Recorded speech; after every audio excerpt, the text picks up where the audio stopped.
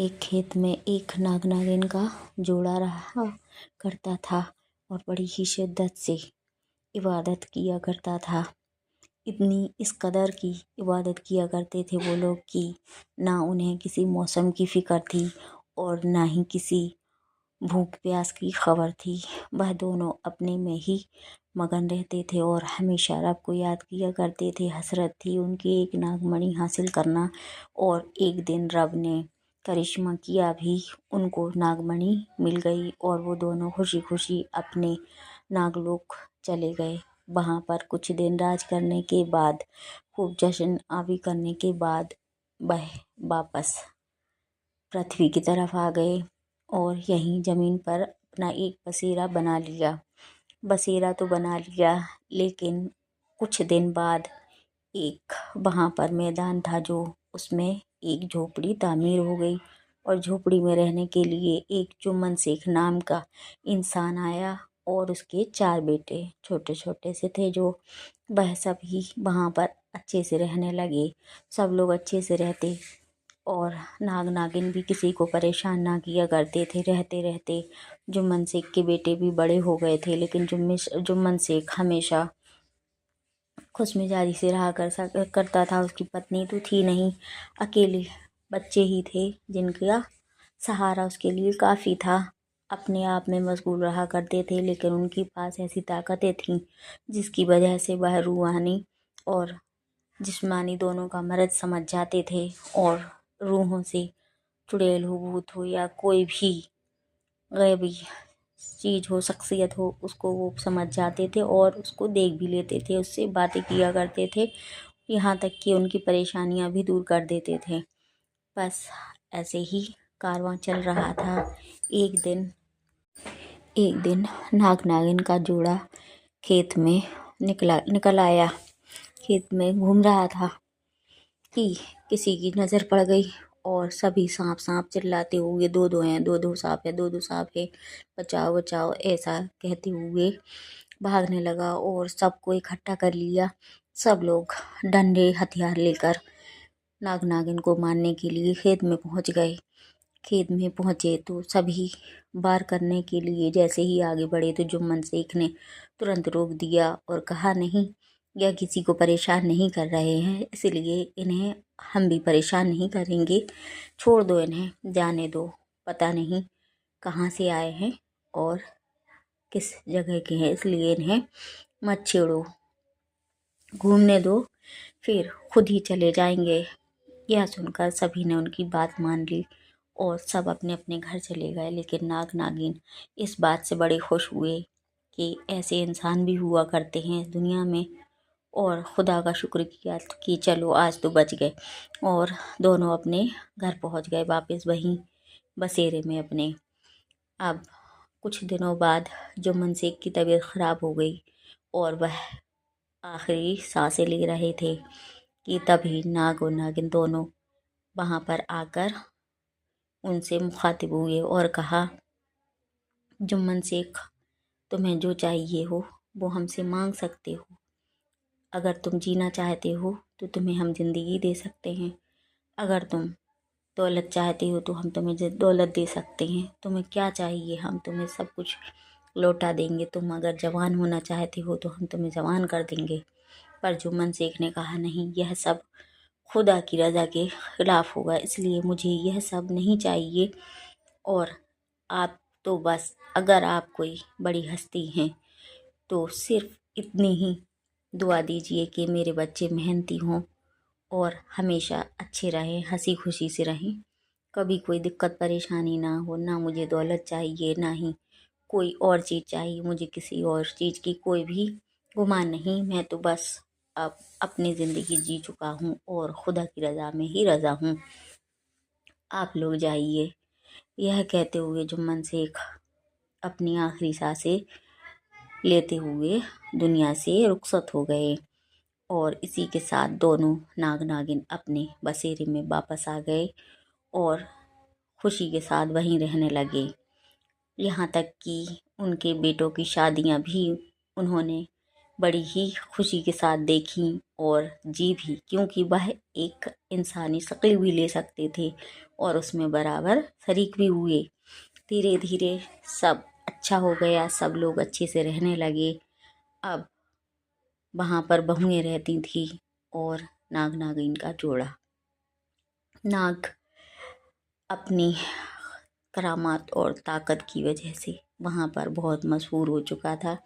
سب لوگ جاننے لگے تھے کہ یہاں پر جوڑا رہتا ہے جس میں ناگ بہت ہی طاقتور ہے۔ سب لوگ وہاں پر کوئی دودھ رکھ کر جاتا، کوئی اوڑھنی چڑھاتا، کوئی اپنی سہاگ کی مانگ کرتا۔ دھیرے دھیرے یوں ہی چلتا رہا کارواں۔ بس کچھ دنوں بعد بڑے بیٹے فیروز کی نوکری لگ گئی ریلوے پہ اور وہ وہاں چلا گیا۔ اب دھیرے دھیرے دھیرے دھیرے وہ لوگ اپنی زندگی گزار رہے تھے۔ سمے گزر رہا تھا کہ ایک دن وہاں پر ایک کرایہ دار آئے اس جھوپڑی میں رہنے کے لیے۔ میاں بیوی دونوں ہی بڑے ہی خوش مزاج اور نیک تھے۔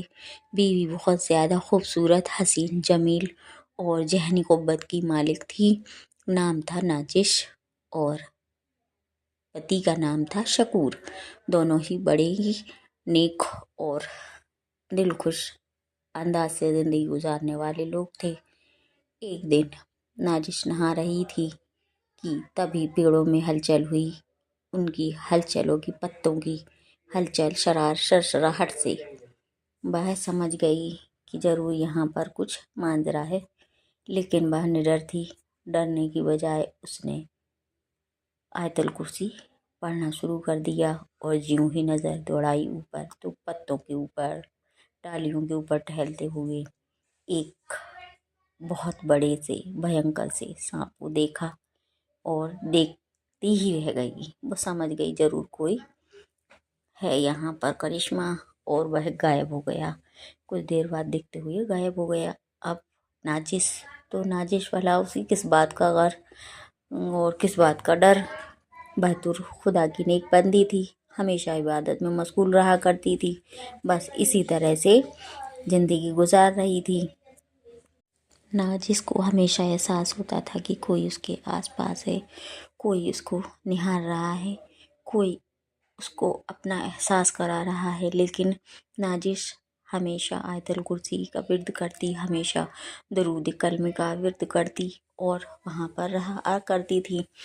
اب ایک دن تو حد ہی ہو گئی کہ اس کی بچی جو کچھ ہی دنوں پہلے ہوئی تھی وہ پلنگ پر لیٹی ہوئی تھی کہ اسے لگا کہ کوئی کہہ رہا ہے، کیوں نازش تم نے اس پر بھی پہرا کیوں رکھا ہے؟ بھائی ہم تو کھلانے کے لیے آئے ہیں، ہم تو تمہاری اور تمہاری بیٹی کے بہت ہی عاشق ہیں، دل جان سے چاہتے ہیں، آپ لوگوں کو کوئی بھی پریشانی نہ دیں گے۔ کیا تم اس پر سے پہرا ہٹا سکتی ہو کہ میں اس کو گود میں لے لوں؟ میرا دل چاہ رہا ہے کہ میں اس کو کھلاؤں، پیار کروں اسے، اتنی پیاری سی نازک سی بچی ہے۔ یہ سن کر نازش ڈرنے کی بجائے ان سے مخاطب ہوئی اور بولا، آپ بہت ہی نیک مخلوق ہیں خدا کی، اور میں اس پر بہت زیادہ یقین بھی کرتی ہوں کہ آپ بے شک نیک ہی ہوں گے، جو اتنے دنوں سے ہم رہ رہے ہیں یہاں پر، اور آپ ہم کو اپنے ہونے کا احساس تو کراتے ہیں لیکن کبھی کوئی چوٹ نہیں پہنچاتے، اس لیے آپ کو میں سلام بھیجتی ہوں۔ آپ سلام کا جواب دیجئے اور پھر بتائیے کہ آپ کون ہیں اور یہاں پر کہاں سے آئے ہیں۔ بس نازش کو پھر ساری سچائی انہوں نے بتا دی کہ ہم ایک راجا ہیں اور ناگن کا جوڑا ہے، ہمارا بسیرا ہے تمہارے گھر کے پاس، اور ہم لوگ یہاں پر صدیوں سے رہ رہے ہیں، اتنی کہ تم نہیں سمجھ سکتی کب کتنی ہزار سال کی عمر ہے ہماری، ہم نہیں بتا سکتے تمہیں، لیکن ہاں ہم ایک جندزاد ہیں، اور تمہاری نیکی اور خوش مزاجی سے اور تمہاری خوبصورتی سے ہم بہت زیادہ فدا ہیں تمہاری خوبصورتی پر۔ اگر تم چاہو تو مجھ سے کچھ مانگ سکتی ہو اور میں تمہیں وہ دوں گا۔ यह सुनकर नाजिस ने कहा, आप तो खुद अल्लाह ताला के हुक्म पे चलने वाले हैं।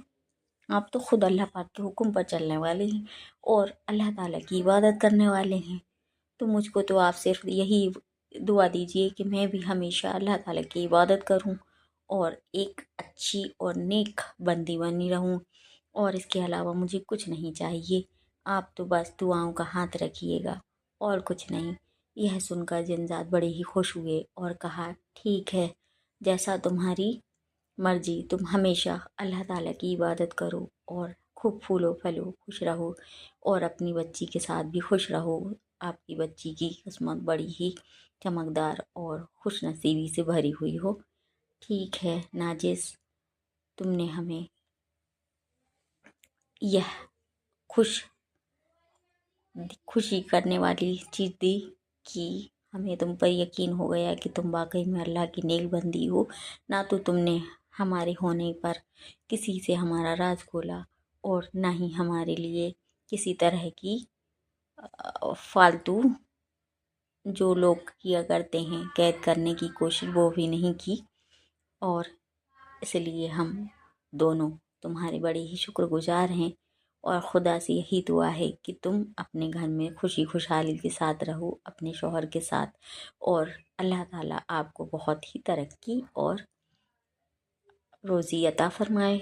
इसी के साथ उन्होंने सिर पर हाथ रखा नाजिस की और विदा ले ली, और नाजिस अपने बच्ची और शौहर के साथ बड़ी ही खुशी के साथ रहने लगी जैसे कि उन्होंने दुआ दी थी। उसके कुछ दिन बाद वह अपने खुद के घर में बस गई। इसी के साथ कहानी ख़त्म। अस्सलाम वालेकुम नाज़रीन।